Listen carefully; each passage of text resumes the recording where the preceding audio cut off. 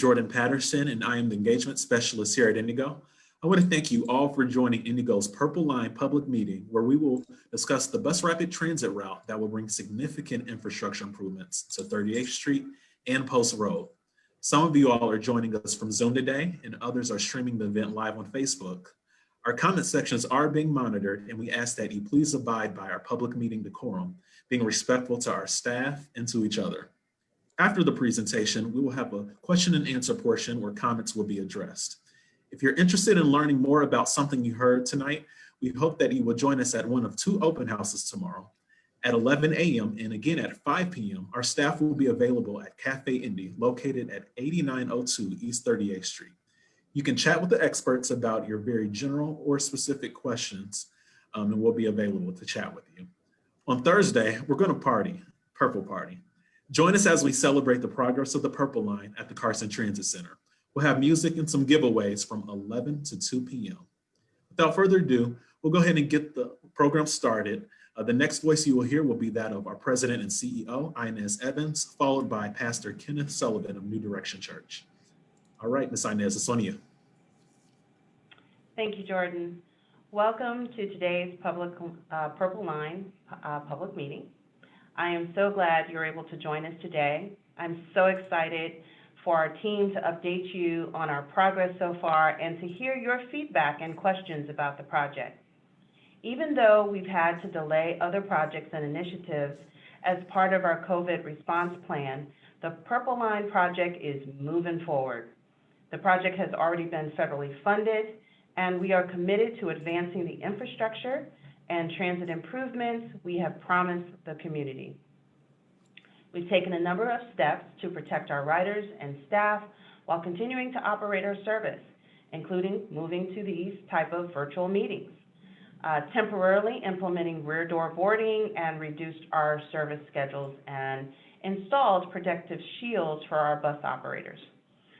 While we're back to regular service, we're continuing our increased cleaning, social distancing efforts, and requiring masks for our operators and riders. I look forward to your feedback today, and I hope you'll join the team for the upcoming open houses at the Cafe Indy tomorrow, as Jordan explained, at 11 a.m. to 1 p.m. and 5 p.m. to 7:30 p.m. And don't forget about that purple party. Bring your purple gear. I'll have mine on. So this Thursday at the Carson Center. Thank you for your continued engagement throughout this process. And now the next voice you'll hear is Pastor Sullivan. Yes, hello everyone. It's so good to be with each and every one of you all, and especially to all of those who are here representing Indigo. We are excited here on the east side of Indianapolis about the work that's going to be done in regards to just improving our overall transportation here for all of our citizens and residents, and also the infrastructure work that's going to be done. We're excited for a couple of reasons. As I shared a little bit earlier, it's really an answer to our prayers. There's been a lot of complaints all throughout this side of town about potholes and all the different difficulties drivers have had. So we're excited to see the infrastructure work that's going to be done, the sidewalks that are going to be done, how this is going to make travel for all of our citizens and residents here just that much more easy. I remember being a young man growing up here on this side of town and jumping on the bus, going to barbering school back and forth. And so I never would have imagined that I'd be on this side of town pastoring, and then also being a part of just celebrating the great work that's being done with Indigo and the Purple Line being brought here. So we celebrate what's taking place here. I want to tell all of the residents and the citizens that sometimes change is good. This is a change that's been really anticipated and really long overdue. So we're excited to see the work that's going to be done and how there's going to be so many improvements that are going to benefit not only the residents, but also the businesses that align 38th Street from Post Road all the way down to this area. So we're really excited about everything. So thank you all for having me.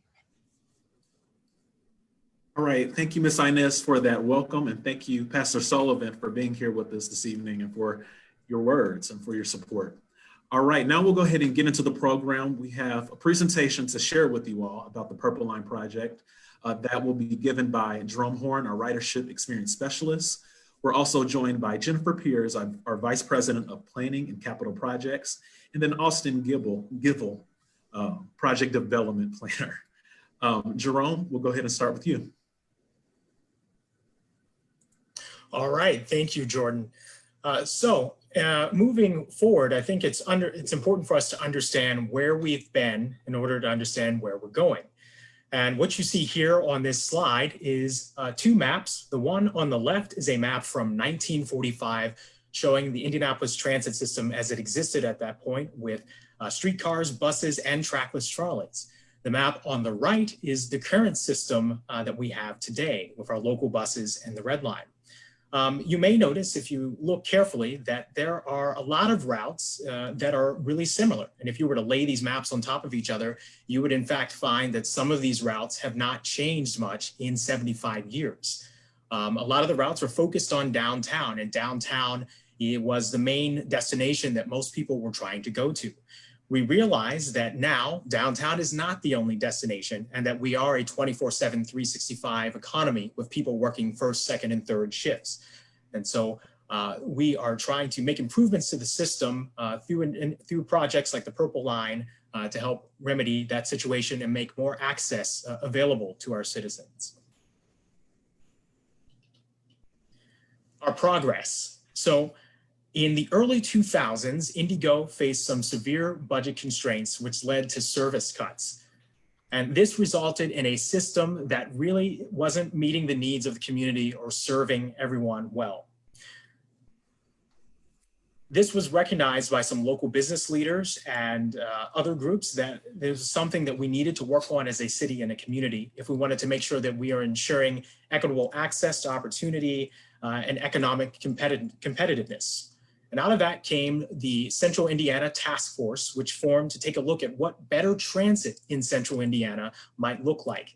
And born out of that was the Indy Connect process, which some of you may have been familiar with and attended many meetings that were held. Out of Indy Connect was born the Marion County Transit Plan in 2014. The Indiana State Legislature allowed language that passed that would allow us to implement a ballot measure to be brought before voters. And in 2016, Marion County residents voted in favor 60% to support the Marion County Transit Plan, which would enact a 0.25% income tax. In 2017, the City Council enacted this income tax. And this was the first time that we had a dedicated source of funding for mass transit in the city of Indianapolis in Marion County. And with that, Indigo began to move forward in 2018, implementing different parts of the plan. We increased some weekend frequency and service span on a few routes and began taking a look at our longer range plans. In 2018, we also began construction on the Red Line Bus Rapid Transit project, which now serves as the central spine of our system. In 2019, we opened the Red Line on September 1st, and on that same day, we also began operating every route every day. So what exactly is Bus Rapid Transit? Bus Rapid Transit, or BRT, is a upgraded premium service that really seeks to emulate all of the features that you find in light rail, but at a fraction of the cost. And so BRT seeks to eliminate those things that delay a normal bus. A regular bus will probably get stuck in traffic. It has to pull over constantly and unload and load passengers, and people have to pay at the front. And all of these things can take a while and add travel time to the journey. So BRT includes a number of key features that help speed this up and make this more efficient. Those key features include bus-only lanes. So where possible, we will implement lanes that are strictly for the buses so that they cannot be impeded by traffic. We'll also include stations and raised platforms. So these stations really add a new level of amenity for the rider, providing protection from the elements, providing things such as real-time signage and audio announcements, letting people know when the next buses are going to arrive. And then the stations, since they are elevated off the ground about 14 inches, they provide level boarding. That way people can simply step right on or roll right on without having to worry about stepping up into the bus. And this will actually help speed up boarding because you'll be able to board from any door when the vehicle arrives. Additionally, you pay before you board. So we have ticket vending machines. Eventually, we'll have a payment app where you'll be able to pay on your own. And this really helps speed up service by not having people queue at the front and just be able to get onto the vehicle. The other features that are included are TSP, or Transit Signal Priority. And this allows the buses to talk to each other and the traffic signals along the corridor for better coordination and to allow the bus to get through the corridor more quickly. Finally, we have the stations spaced apart about every half mile or so, unlike a normal bus where the stations may be spaced every block or every other block. And this will allow the service to get up to a faster speed and get through the corridor quicker. So the Marion County Transit Plan is more than just BRT. It is about making improvements to the entire system. However, with the advent of COVID-19, we realized that some of those systems and some of those plans that's proposed are not going to necessarily look like what we presented. We are going to be taking a look at our system, and we are committed to operating the system as it is today and making sure that we maintain good service throughout the pandemic. And then we'll take a look and reevaluate some of the proposed changes in frequency to routes and the frequent grid system. And we want to make sure that we keep you involved along the way. So expect to hear more from us. We will be reaching back out to the public as we take a look at what we can do in our new reality with COVID-19. But we do want to be transparent that things may not be the same as they were presented before. But once again, we are committed to providing quality service, and we are going to move forward with the Purple Line project. And so with that said, I'm going to hand it over to Jennifer Pierce. Right. Thank you so much, Jerome. All right, everybody. We are going to start digging in here to some of the engineering details and status of our progress. So we've got up here for you a map of the Purple Line. Yeah, for those of you who aren't familiar, it is 15.2 miles long. The red line is 13.1 miles long, so we're just a little bit longer. 9.8 miles of this is new, and the rest of it is shared with the red line. There are 31 station locations, 12 of them shared with the red line, and 90% of it is dedicated lanes. If you've used the red line at all, the red line has 60% of it dedicated lanes. So we have a lot more infrastructure where the bus is running in its own lane here. Our total project cost is $162 million. 50% of that is being contributed by the Federal Transit Administration. For those within walking distance of the Purple Line, we're reaching 134,603 jobs. We're serving almost 60,000 people. For those within walking distance, over 61% are considered minority and 30% low income. So we're really excited about the reach of this project. We have made a couple modifications if you've been involved in some of the early conversations since last year. A couple of the things I mentioned that we are aligning with the red line into downtown. We used to connect on Meridian Street, south of 18th Street. But there were a lot of challenges with the utility relocations, and the drainage. And so we've made some revisions that will save money and a lot of time in construction and still make this a really robust project. So south of 18th Street, we will be using the same infrastructure as the red line now. Let's see, and we do end, of course, at the transit center still. My next slide, I wanted to talk about community outreach. Of course, we're committed to engaging the broadest scope of neighbors that we can to the project.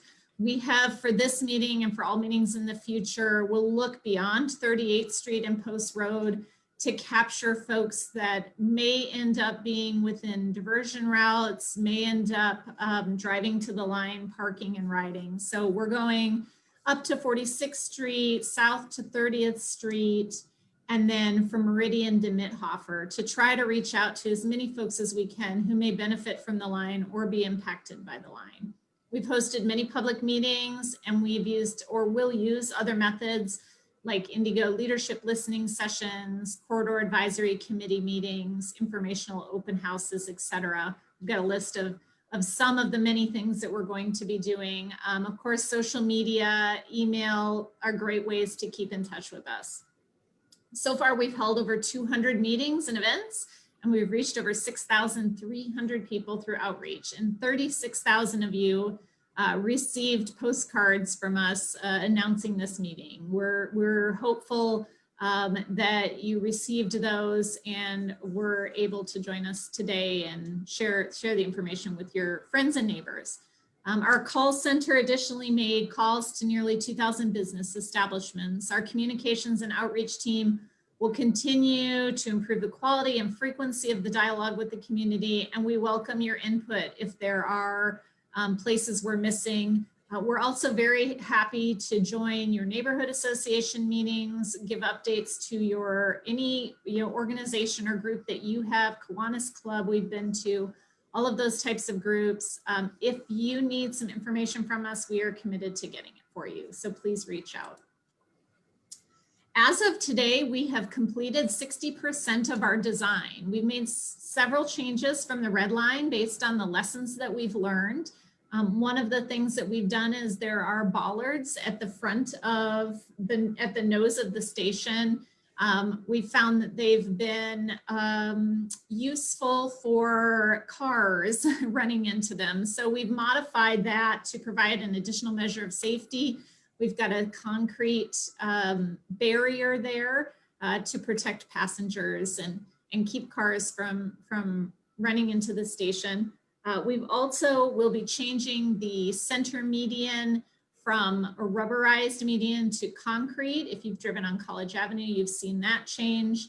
And then there's a portion of 38th Street where we will be converting to an inverted median, and I will talk about that shortly, to provide some additional drainage on the road. We do have ordinances that were approved by the full City County Council a couple months ago.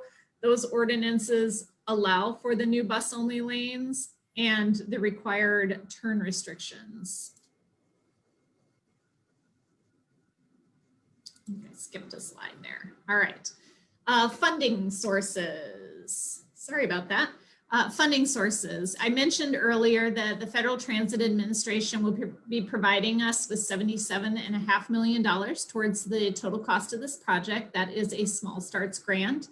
We also have additional federal grants of $20 million to combine with that.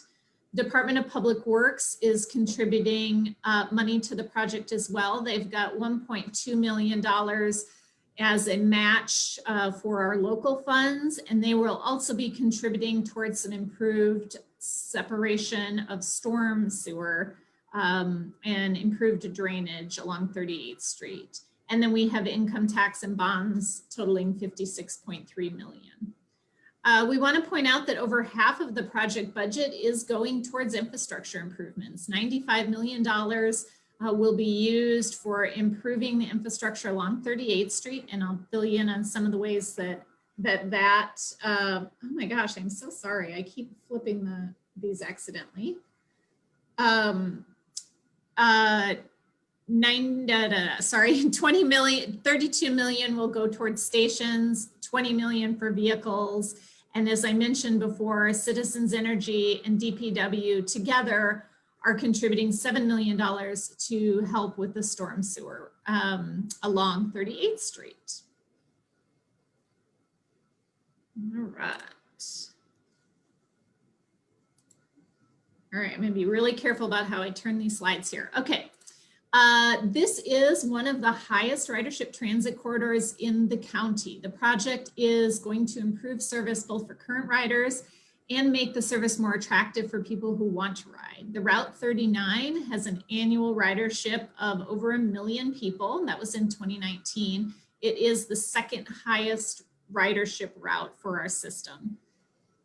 Regarding travel time, the purple line represents a significant improvement for our riders' travel time. On average, we expect our riders, the ones who are using Route 39 today, to see a 25% decrease in travel time. So their travel time will be improved by 25% from what it is today. We're also going to be improving the frequency of the service on this existing route from every 15 minutes to every 10 minutes through the majority of the day. and our service hours will expand so that buses will run 20 hours a day on weekdays. Approximately 26 to 30%, there will be, an approximately 26 to 30% reduction in travel time by transit compared to the existing service.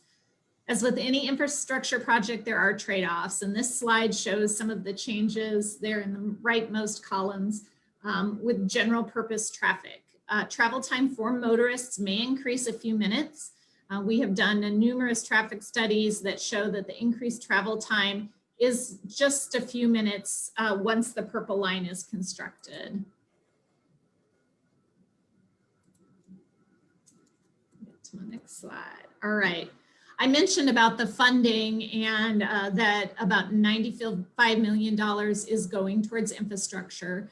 So aside from those travel time improvements that I talked about and the safety improvements that we're implementing at the stations, the purple line will address the condition of the roadway, pedestrian facilities, and drainage. The purple line project will add or repair almost 9.5 miles of sidewalk infrastructure, and that's on a project that is 9.8 miles in length. We will also have new and repaired sidewalk in the gaps that exist currently on 38th Street from Sutherland to Shadeland, on Post Road from 38th Street to 56th Street. And some stretches of existing sidewalk that are in poor condition will be repaired. There's some sidewalk there now that is in good condition that will remain. We'll continue to monitor that through the life of this project. There will also be 3 miles of multi-use path along the north side of 38th Street that can be used by both bicycle riders and pedestrians. That goes from Tacoma to Sheridan and provides a connection to the Fall Creek Greenway and fills in a large gap in the overall bike network of the city. I mentioned about addressing drainage needs. On 38th Street, we will be adding drainage infrastructure at key locations to reduce ponding in the travel lanes. This will happen everywhere along the line that there are bus-only lanes. And we continue to work with DPW to make the most of our construction time to allow multiple needed projects to occur in the area at the same time. This is the intersection of Wallace Avenue and 38th Street at Mount Zion Apostolic Church. And we just wanted to show you a couple of views of what the project will be bringing to various sections of the corridor. So at this location, we are going to be adding a multi-use path, new sidewalks, and protected left and U-turns. So this is a rendering of the future purple line in this location. You can see here, and I'm not sure if you can see my mouse, but in the middle of the roadway in between the dedicated bus lanes is our inverted median. And so where, if you've been on the red line on College Avenue or Meridian Street, you've seen a sort of short median to separate the northbound and southbound travel lanes. In this case, it's going to be kind of a dip in the road, and it's going to serve to collect our stormwater and bring that to some pipes that are going to be newly placed underground. One of the other infrastructure improvements along the way is going to be at business driveways. We are going to be better defining so as to improve the safety at a number of business driveways. You can see out in this drawing, if you're familiar with the intersection of Emerson and 38th, you may know that many of these businesses have those kind of long areas without defined driveways. We are going to be adding curbs and sidewalks. It'll make it much safer for both pedestrians and motorists along the way. We will have ADA crosswalks and ramps so that all of the intersections are accessible to people with all abilities. The part of the project that is being participated in by Citizens Energy Group and DPW is a stormwater separation. Sewer separation is the practice of separating our old combined sewer overflow system into separate sewers for sanitary and stormwater flow. So there's a portion of 38th Street where we are collecting, we have only one pipe to collect our sewer water and overflow of our stormwater. And in this case, in the new construction, we will be building the blue pipe that's shown here in this graphic, so that our roadway drainage, all of our surface drainage will go into what's labeled there as a catch basin, route to the storm drain, and be released into the White River. It will greatly reduce the amount of sewage that is released into the White River during significant rain events. So we're really excited and proud to be able to partner with Citizens Energy and Department of Public Works to make this improvement along 38th Street. I'm going to go into the configuration of the roadway now and walk through what the road is going to look like in each of 3 different sections. So the first one is located between Guilford and Fall Creek on 38th Street. So the very westernmost portion of the new Purple Line infrastructure. This section will have, all the sections will have center running stations. This section will have a dedicated bi-directional bus only lane in the middle of 38th Street. So if you've driven along College Avenue, this is very similar to what will be along this segment of the Purple Line. There will be left turns and U-turns located at signals only, and we are adding a couple new signals along the line. I'll show you those shortly. Those signals will be spaced about every quarter mile. So you will be able to turn left and U-turn at those locations, but not in between signals. This configuration was determined to be optimal for the purposes of safety, reliability, and right-of-way constraints. This is a section in front of the fairgrounds, so also considered the need for traffic in and out of the fairgrounds for those events and the capacity that they would need. So this is a picture of what College Avenue looks like. If you've been on that stretch of the red line, this will look very similar to the new bus lane that would be on 38th Street. All right. The next section is called our center running dedicated bus only lane. And as we move east on the Purple Line, this is the configuration that you will see between Fall Creek and Shadeland Avenues. So this has 2-way dedicated bus only lanes. So one eastbound bus lane and one westbound bus lane. Signalized left turns and U-turns will again be permitted only at signals, and we are adding signals so that that will happen about every quarter of a mile. And this looks a lot like what Meridian Street looks like now on the red line. So that is what that looks like. So you can see, so 38th Street would have one eastbound travel lane for all motorists, one eastbound bus lane. And then on the other side of the street, one westbound bus lane and one westbound traffic lane for all other motorists. And then finally, dedicated bus and turn lanes. So dedicated bus and turn lanes are areas where motorists need to merge through the bus lane in order to access left turn pockets. And I'll show you a video of that here in a minute and a demonstration of that to help explain that. This is happening on 38th Street from Shadeland to Post Road, and then up Post Road between 38th Street and 56th Street. North of 56th Street, the bus will use the same lanes as cars to get up to Ivy Tech and the Fort Harrison station.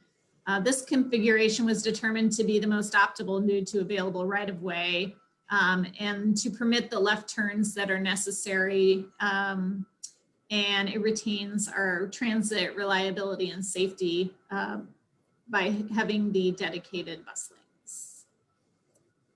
So this is what Capitol Avenue looks like on the red line. The bus and turn lanes there on that east end of 38th Street and up Post Road will look very similar to this. The only difference will be that on Capitol, while we turn left from the bus lane on Post Road and the east edge of 38th Street, will actually, if you're in a car, cross through the bus lane to turn left. And again, I'll show you show you a better visual of that here in a little bit. I've got a video. Overall, I just want to talk about the bus lanes for a second. The new bus only lanes for the Purple Line will be on East 38th Street and Post Road.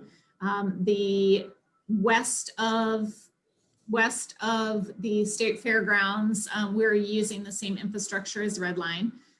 Dedicated lanes and turn restrictions, of course, may be seen as an inconvenience for motorists, you know, and it is definitely a change, as Pastor Sullivan said, but there are some significant safety benefits. And for any of you who have driven on the streets where dedicated lanes have been implemented, I think you'll find that they are feeling much safer to drive on now.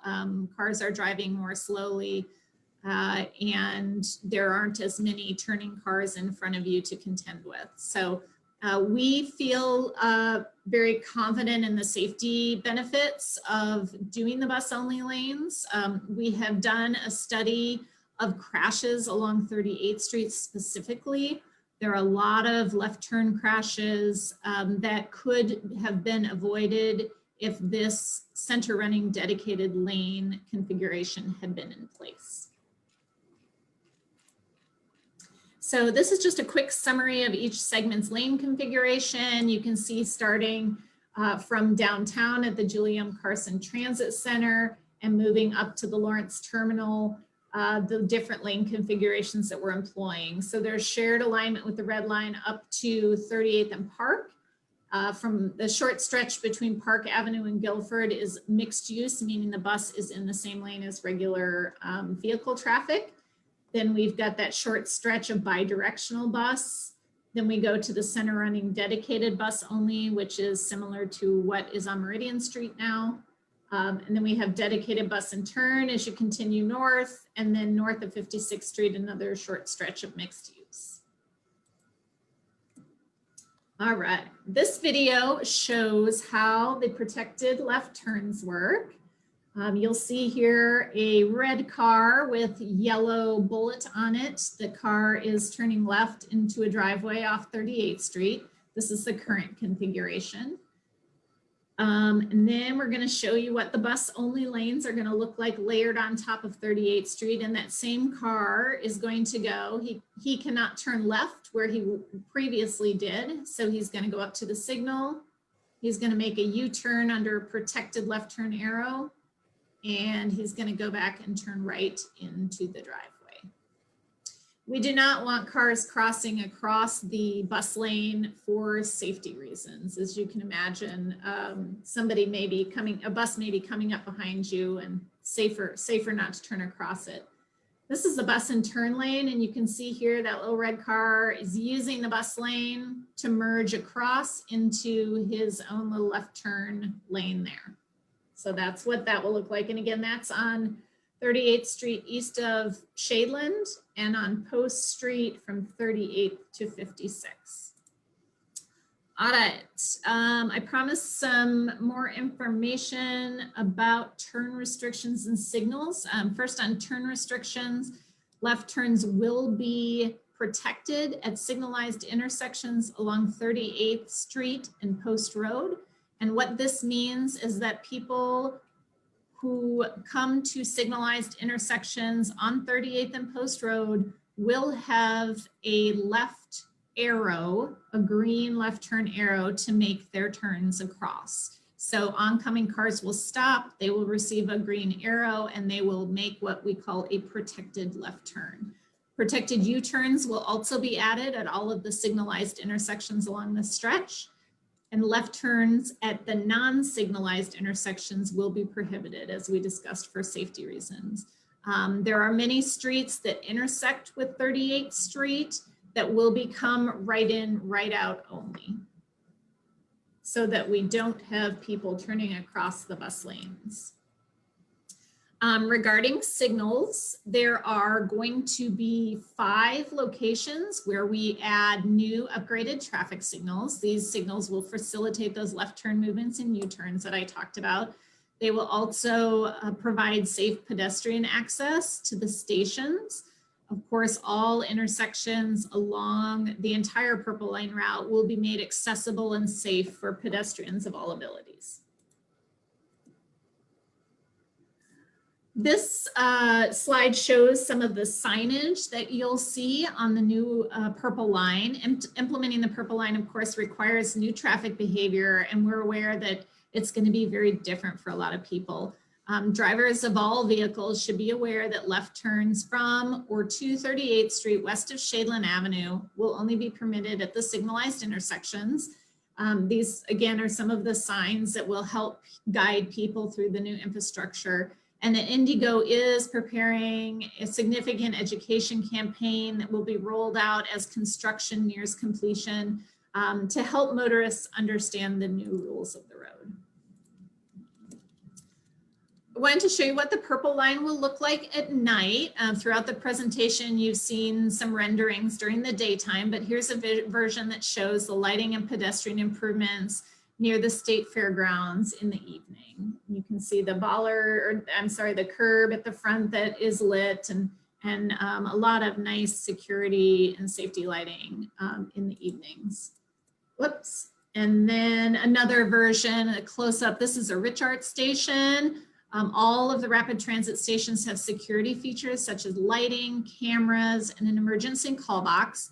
Stations also are completely accessible and offer fare purchase options. A couple things to note here, the signage, the payment area, which is here. Hopefully you can see my cursor. This is in a residential area, so keeping the lighting such that we have a safe location and a place where people can be seen and see without disturbing neighboring residents.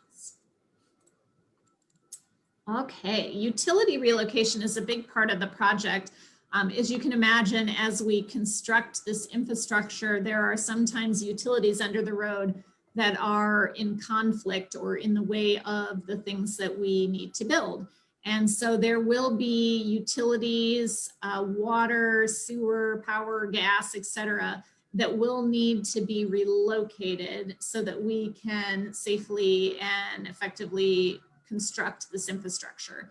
That utility relocation may begin as early as this October. So you may start seeing some construction happening in early October, although our phase of work will not come until 2021.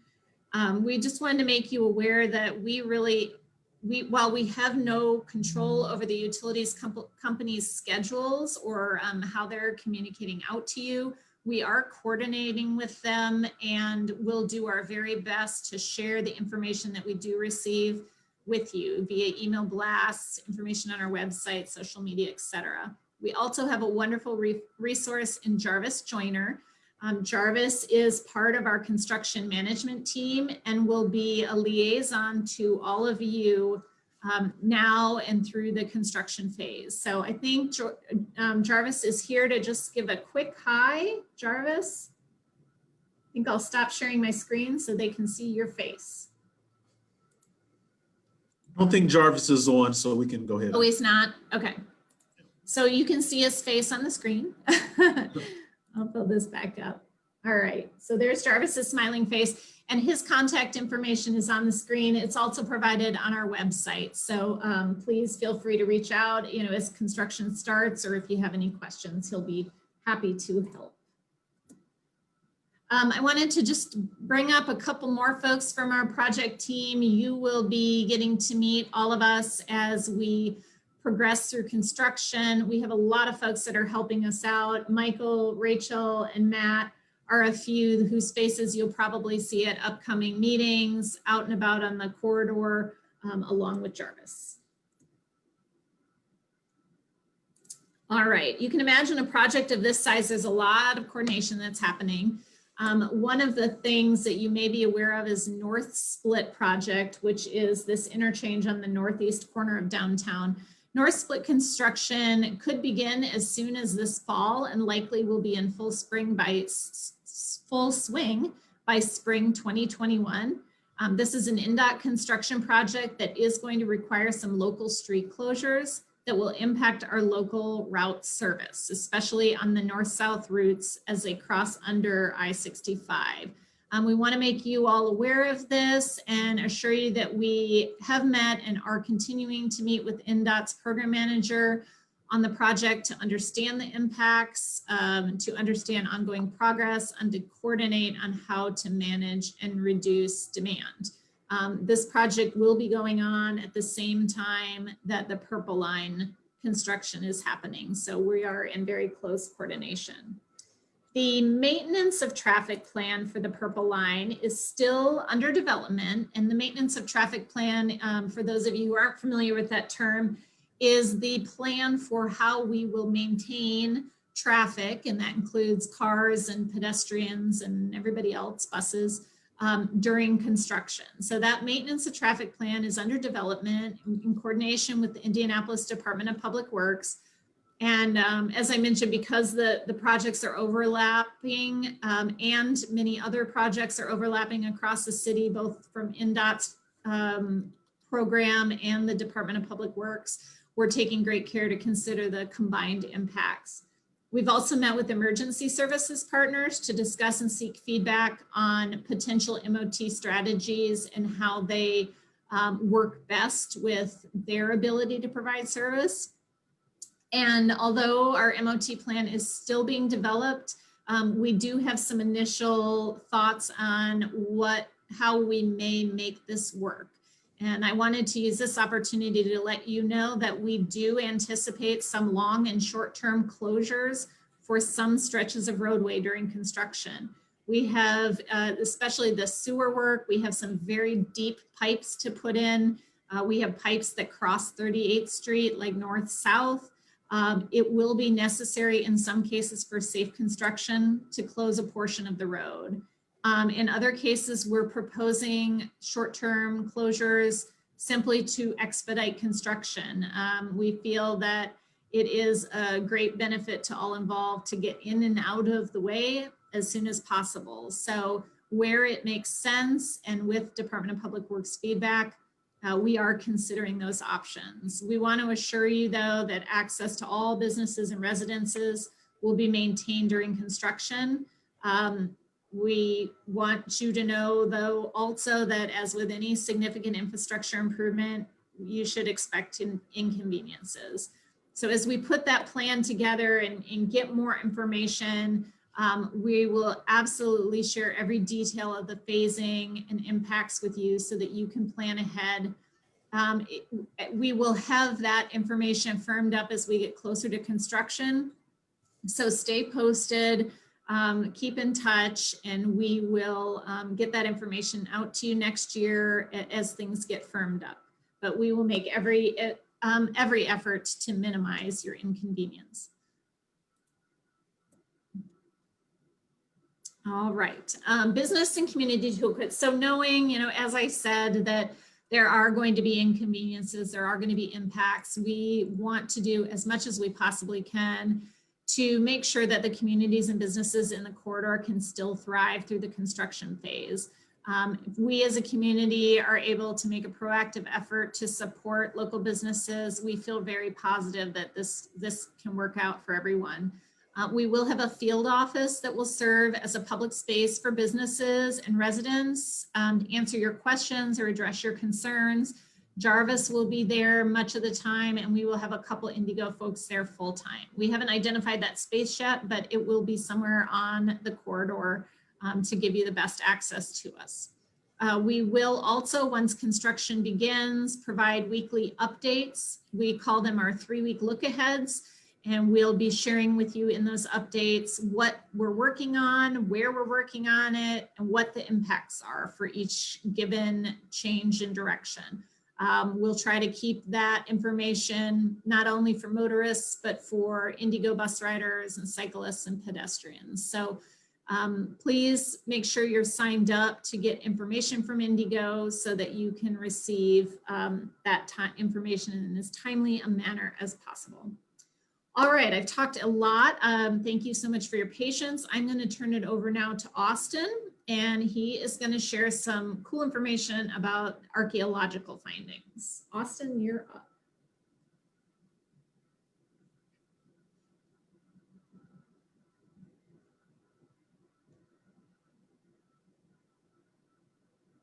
All right. Hi, everybody. Let me just get my slides up here. There we go. All right. Hi, everyone. As Jennifer mentioned, my name is Austin, last name Gibble, and I am the project development planner for Indigo and the environmental policy manager for the Purple Line BRT. So as a federally funded project, the Purple Line had to go through a process outlined under the National Environmental Policy Act, or shorthand as NEPA.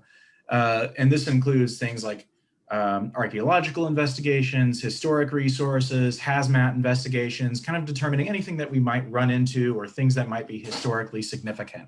As part of this process, we did a literature review for archaeology, found a few interesting things, went out and dug a few holes to kind of say, okay, like where might something interesting be found? And turns out we did find something. So during an archaeological survey for the proposed line, ASC Group, the archaeological subconsultant, documented remnants of a once prominent interurban railroad system on the north side of 38th Street. That grassy median on just north of 38th Street is 38th Street and the frontage road. That median was a railroad. It was part of the statewide electric interurban railway system. This was determined eligible for a listing in the National Register of Historic Places through consultation with the Federal Transit Administration and the Indiana Division of Historic Preservation and Archaeology. The site was determined to be important because it can provide important information about the transformative effects of these local and regional railroads had on the growth and development of Indianapolis through the turn of the 20th century. Around 1910, when this railroad was at its peak, these were the new suburbs, and the access to that interurban railroad really determined the shape and form of how this neighborhood grew. So what we found were a concrete station foundation for interurban railroad passengers on 38th Street, which is visible in a faint outline there in the grass in the image that you see. We also found a concrete and stone bridge that carried the railroad over a stream, as well as an overgrown railbed, but there are no more tracks or anything like that remaining. Those are long gone. So as part of the investigation, there was a full archaeological dig conducted. The interurban railroad system operated in Indy in the in the first half of the 20th century. This particular line operated until 1941. These were once common on major thoroughfares, but they are distinct from the streetcar system. So Indianapolis had a local streetcar network, but there was also this substantive and expansive electric interurban railway system that connected various cities across Indiana and had a huge hub in Indianapolis. So the associated rails, railbeds, overhead power lines, and the station platforms have mostly disappeared throughout the state, but there are little bits and pieces left like this one. The interurban system was that integral element in creating the modern city landscape. The inexpensive and reliable transportation system allowed city residents to live far from where they worked, and consequently were the development of the first suburbs that I mentioned earlier. So to offset the effect the BRT line will have on the interurban site, a detailed archaeological excavation was completed. The aim of the investigation was to understand how the interurban railroad system affected the local landscape, both physically and demographically. So this interurban site was part of a system that redefined how and where people lived in Indianapolis.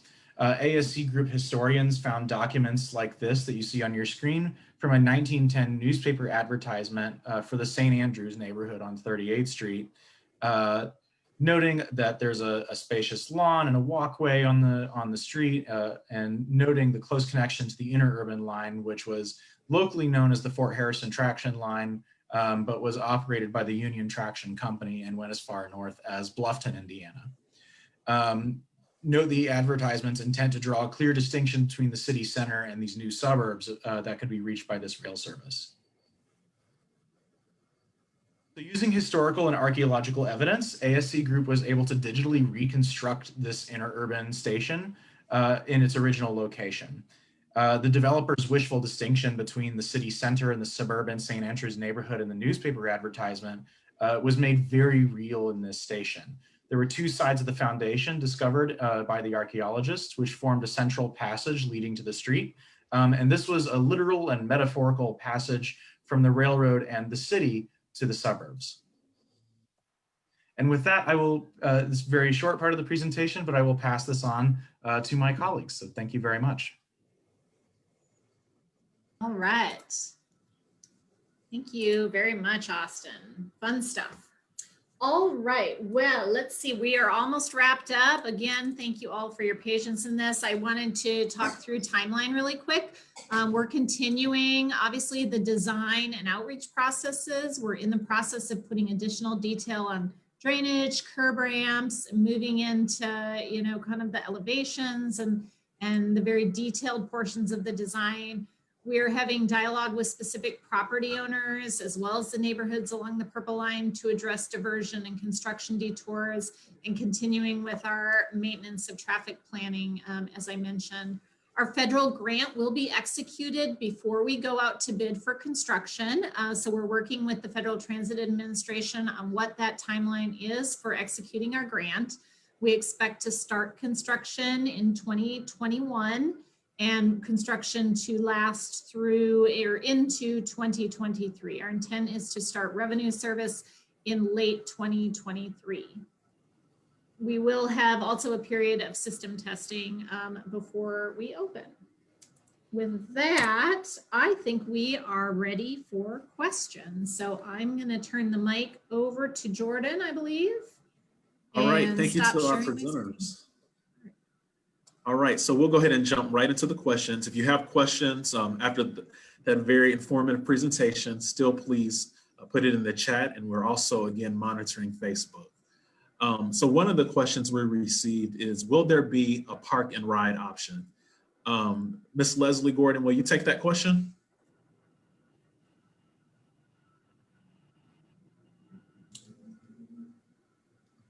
Hi, sure. Yeah, as I answer in the chat, right now Indigo isn't planning any park and rides, but we are open to discussions and potential partnership opportunities to dedicate some excess capacity to park and rides moving forward. So it's not off the table. All right, thank you. All right, we got this question from Facebook, but it says, I'm curious to learn about efforts to ensure that displacement doesn't occur for the community as these transit improvements are being made. Ms. Jennifer, can you talk about that question? Again, the question is, I'm curious to learn about efforts to ensure that displacement doesn't occur for the community as these transit improvements are made. That's open to Ms. Leslie or Ms. Jennifer. Although I would so much love to, Jordan, I'm not sure I am the best person. So I think the author is asking, is concerned about maybe gentrification in the neighborhood and how businesses and residents might be impacted. I'm not sure, is anyone from our land use or planning group maybe share with that? Austin's volunteering. Thank you, Austin. Yeah, I can share what resources we have put forward. Obviously, this is very difficult. There's extremely limited resources available to help combat this and keep housing affordable. However, Indigo has partnered with the Indianapolis Neighborhood Housing Partnership to have a rolling or a revolving fund that maintains or creates affordable housing, at least 1,000 units of affordable housing along BRT lines as part of the Marion County Transit Plan. Several of these sites have already been purchased and the projects are in the works, either maintaining affordable housing units or creating new ones. So if there are sites that you are aware of or think maybe that would be particularly useful or available for a site, by all means, please let us know and we can forward that on to INHP. All right, thank you, Austin. We received this question and it says, how will the Purple Line connect with bicycles, pedestrian trails, pathways, routes, and other amenities? Would you like me to do that one, Jordan? Yeah, would you? Yeah, I'd be happy to. Yeah, so I mentioned a little bit earlier about the amount of sidewalks and pathways we're connecting. Our intent is to have a connected sidewalk and or bike path along the entire stretch of the route.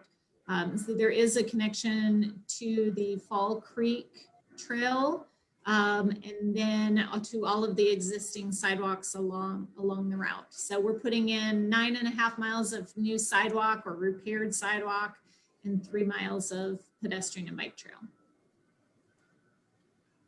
Thank you, Jennifer. This one's for you, Austin. Someone was really interested in what you presented during your portion, and they want to know where exactly is the historical site that you presented on 38th Street.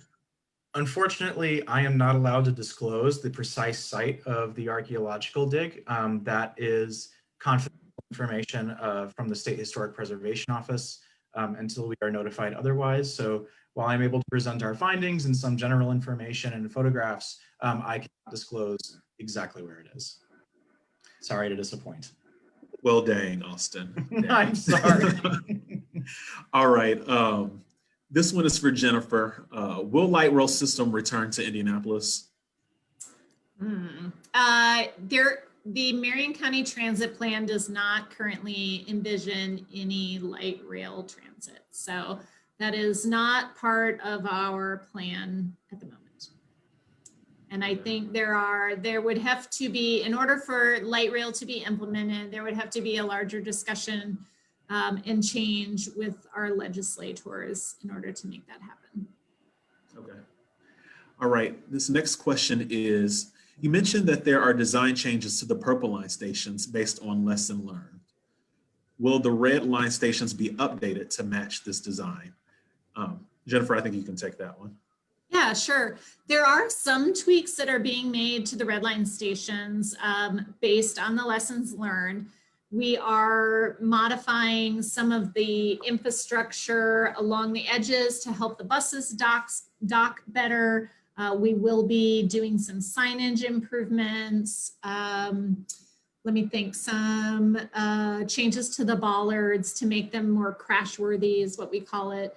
Some of the changes though just don't make sense from a cost effectiveness standpoint to change. So we will keep the bollards, we'll strengthen the bollards, but we will not change to the rounded nose that you saw in the renderings. Some of the other changes have to do with kind of the interior, the way the control cabinets are, the way the snow melt system communicates. Those may be things that we implement over the long term, but we're not going to be implementing immediately at the Red Line. Hopefully that answers the question. Thanks, Jennifer. The next one is for Ms. Leslie. When will the cashless system come online? When will Mikey get here? Yes. We are excited to roll that out. We are still testing it. We do want to make sure that it is exactly what our riders need and deserve and works with our system. We did just complete a pilot program that gave us some more feedback so that we can continue to move that project forward, but not quite yet, but soon. Thank you. And I'm going to try to do my best to interpret this question. Has there been any thoughts of the single lane on the 38th Street part? So that's part one of the question. And then also, instead of going to the transit center, why not go east side to west side? The comment is that not everyone wants to go downtown. So there's a question about the alignment and why it was chosen. And then there's a question about single lanes on 38th Street. Jennifer, can you take that one? Yeah, so yes, sorry, I almost didn't unmute myself. I think the answer to the second one has to do really with our improved local route system and how easy it's going to be to transfer to all the local routes. So most of our travelers are going downtown, and we did a lot of origin destination studies to determine really where most passengers are traveling, but you're absolutely right, not everybody is going downtown. And so the way that the stops are configured and the way that the local routes intersect with the bus rapid transit, will allow you to much more conveniently than you could before transfer and get to where you want to go on the east side or the west side. So really, you know, I know we talk a lot about the BRT system, but the whole system is intended to work together with the local routes. And then I'm not sure if I completely understand the first part of the question. I'm wondering if is it about maybe a single lane, a single bus lane on 38th Street instead of two bus lanes, like eastbound and westbound? Do you think that's? I think that's maybe how I interpreted that question. So I think, so if that's the question, if the question is basically like, why aren't we using that configuration that we're using in front of the State Fair and that is on the red line on College, why aren't we using that further east on Post Road? I would say it's mostly for efficiency of the route. Our service is much stronger when we can have a dedicated lane in each direction. And so we really only go to that reversible lane if we don't have the infrastructure to support it the other way. So first choice would be, you know, what we're proposing to put on the bulk of 38th Street in front of the fairgrounds. There's just such a traffic need there to get in and out of the fairgrounds and the left turns, et cetera. That we just couldn't make it work without just destroying traffic in that area. So it was sort of not a last resort, but you know, not the preferred option there. So I hope that answers it. Feel free to chat back if you need more information. They did confirm that that was their question. Okay, so good. Perfect. And then the next question that we have from someone on Facebook is, what is being done to maintain a safe environment at stops and platforms? So Okay. Can you discuss like the safety of the stations? Yeah, why don't I pull up the rendering again? Give me a second. And I'm thinking, I'm gonna pull up the nighttime version and just talk about that.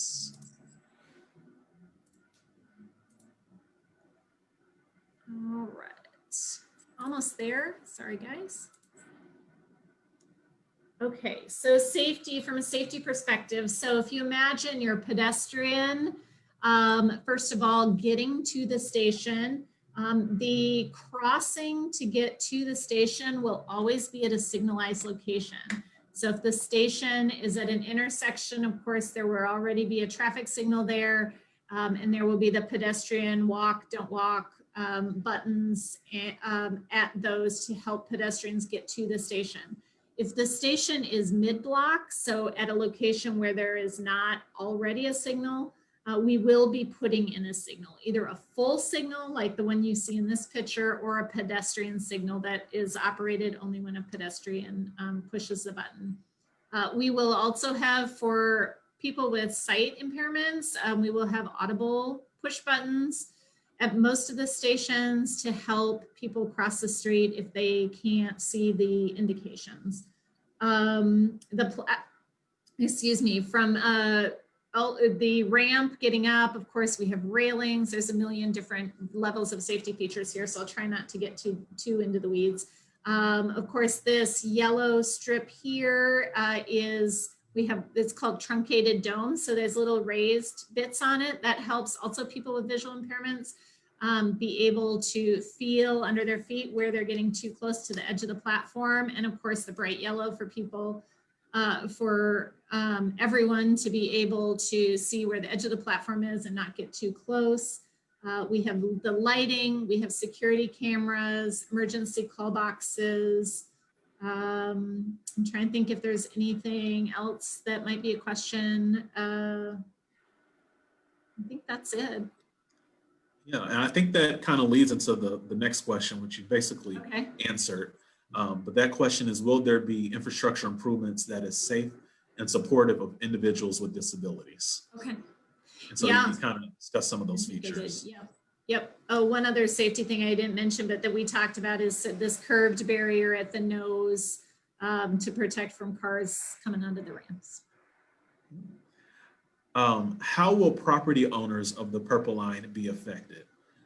Do we have someone from Jeff? from WSP, can you take that one on? How will property owners be affected? I tell you right now, our property acquisition is going quite well. We've had over like 222 parcels. Of those, 194 parcels are already secured. So we have had real good luck working with the property owners. A lot of the right-of-way we have purchased is temporary right-of-way, which really the owners get back after construction gets done. So overall, right-of-way property owners have been notified, and the right-of-way acquisition is really coming to an end. Okay. Jordan, can I add a little bit about like during construction? Do you mind? Yes, please. Yeah, just for those of you maybe who live along the line, but you will obviously notice construction in front of your business. I just wanted to point out again that Jarvis will be a resource for you to learn about the specific construction that's going to be happening in front of your home or business, what the schedule is going to be, timeline, impacts, etc. A reminder that access will always be provided, but we are going to do our very best to get information into your hands so that you can know what to expect. So we'll be communicating that out via email, social media, and Jarvis is always a resource if you have questions. Okay, and then this next question is either for you, Jennifer, or Ms. Inez, but it's about CARES Act money. Will the stimulus CARES Act money be used for the purple line at all, and how much, if so? Either one of us can take it, but I'll start it off. The CARES Act money will not be used for the Purple Line project. That is coming out of a predetermined fund. The CARES Act was for reimbursable expenditures under this year's budget through the next year's. We had to be clear and delineate to the federal government what reimbursable expenses we would be seeking, and the Purple Line is not one of those line items. That is actually a good segue into our next question, which is there any plans on getting people using transit again during this pandemic? Ms. Inez or Ms. Leslie, could you answer that question? Is there any plans on getting people to use Indigo again during the pandemic? Well, I think it's a tag team question. I think our numbers are climbing. We are ahead of the curve. When you look at transportation overall across the nation, some systems are still seeing a 60 to 70% decline, and we are above 50% if my memory serves me correctly. But the team, you know, I think the fact that we're continuing to express to our customers how we're cleaning the vehicles, and the fact that we are back up to full service was one of the things that we heard when we reduced the service, that people were like, it's not meeting our needs. So our board and staff made a conscious decision to go ahead and up those schedules back to regular. But I'll let Leslie talk about specific communication strategies and marketing that we're doing to ensure customers know that we're open and ready for business. Yeah, so you are correct. We are seeing that uptick, and we are doing everything that we can to communicate all that our ops team is doing to maintain service, and a lot of our general laborers are doing as well to make sure that buses are clean and safe. So, and we are following local and state mandates for masks. So riders are wearing those masks on board. All of our operators and staff are wearing masks as their health conditions and exemptions allow them to. We have extra laborers that are wiping down high touch point areas at all of our facilities and on buses. We are communicating as much as possible with all of our media outlets and riders in ways that we are keeping them safe. And we have, again, been really diligent in taking that feedback if there are any issues. And we've partnered with the city to provide free masks while those supplies last at the CTC. So yeah, we are definitely trying to get out there and let people know that it is a safe option if you do need to travel. Thanks, Leslie, and thanks, Inez. The next question is pretty specific. It says, how will this impact the intersection of East 38th Street and Orchard Avenue? Again, that's East 38th Street and Orchard Avenue. Will this intersection and the Fall Creek Bridge that begins at Sutherland see improvements? I tell you what, Jordan, I can probably take that. Okay. The intersection will be widened out a little bit to accommodate. We have a new station on the west leg on 38th Street there at Orchard. Sutherland will have some improvements with sidewalks and new kind of ADA curb ramps. As kind of Jennifer mentioned, the left turn lanes will be there, as she kind of indicated. But overall, the intersection will have a new station and will be a little wider. Nothing really out of the ordinary. Okay. And then this one is an operations question. Will regular buses run will regular buses run during construction in 2021 on 38th Street? Can take that, think Jordan. Yep. Yeah, so one of the things that we're doing as our maintenance of traffic is we are looking at how we will maintain our local bus routes. They will all run during construction. They may just have short little detours or other modifications for periods of time. So we will, I don't know what those will be. We're working on those plans right now. We will try to maintain service as it exists today as much as we possibly can. So stay tuned as we prepare that information. We'll share it out with you. All right. And at this time, that is all the questions that we have. I want to remind everyone that in the chat or in the comment section, there is a link to learn more about the Purple Line. If you have additional questions or want to sign up for future communications, please fill out that form. And you are also welcome to join us tomorrow to talk to our team about project updates. We'll be at Cafe Indy, located at 38th and Post. We'll have design plans. You can learn a little bit more about what Austin was talking about with the archaeological findings. So please join us tomorrow, either at 11 a.m. or at 5 p.m. And then the next day, we're going to have a party. Again, we're having our Purple Party at the Carson Transit Center, and we want you to join us for that also. Thank you all for staying engaged and for joining us tonight. Our information is available, or I'm sorry, Jarvis's information is available on indigo.net/Purple Line, where you can find more information about the project. And let's have Pastor Sullivan close us out with final remarks. Is there anything that you want to add, Pastor Sullivan, before we end the meeting? It does look like he might have hopped off. All right. Well, thank you all for joining, and we hope to see you soon.